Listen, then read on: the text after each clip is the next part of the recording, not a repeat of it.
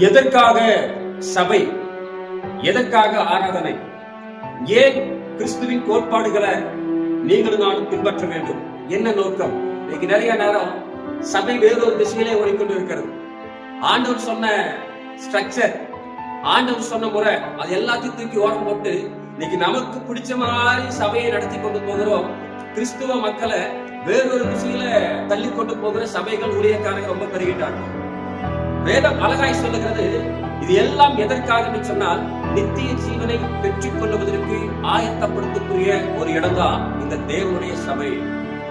எல்லா மார்க்கமும் சொல்லக்கூடிய சொர்க்கம், பரலோகம் என்று சொல்லப்படுகிற இடத்திற்கு போவதற்கு ஆயத்தப்படுத்தக்கூடிய ஒரு இடம்தான் கர்த்தருடைய தேவாலயம். இன்றைக்கு ஊழியக்காரர்கள் அவர்களை சரியான வழியில நடத்துவதற்காக கடவுளால் நியமிக்கப்பட்டிருக்கிற தேவதாசர்களாய் நீங்களும் நானும் இருக்கிறோம். ஆனா இன்னைக்கு நம்ம அப்படி இருக்கிறோமா என்பதை சிந்தித்து பார்க்க வேண்டும். அப்ப அந்த பரலோகத்திற்கு செல்வதற்கு 3 விதமான காரியங்களை வேதம் உங்களுக்கும் எனக்கும் கற்றுக் கொடுக்கிறது. ஒன்று ஓடு, 2வது நாடு, 3வது போராடு.